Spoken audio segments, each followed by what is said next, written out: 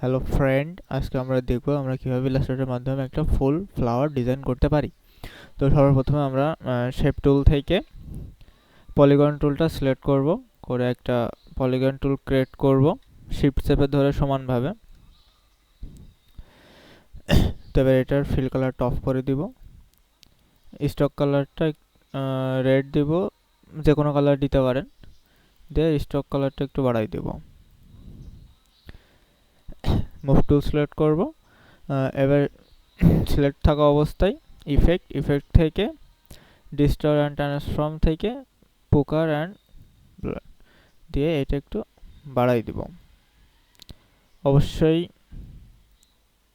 প্রিভিউটা on করে নেবেন, দিয়ে ওকে।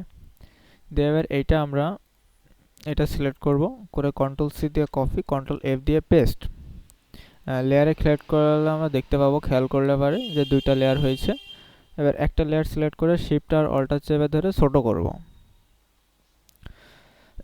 ছোট করে এটার কালার আমরা অন্য একটা কালার দিয়ে দেব।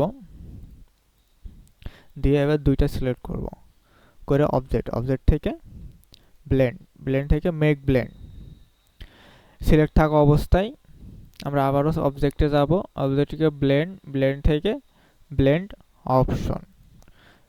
অপশন থেকে স্মুথ ব্লারটাকে করে দেব স্পেসিফাই স্টেপস, দিয়ে প্রিভিউটা অন রাখবো, রেখে এখান থেকে 750 দিয়ে ওকে। দেখেন আমাদের সুন্দর একটা ফুল ক্রিয়েট হয়ে গেছে। ধন্যবাদ।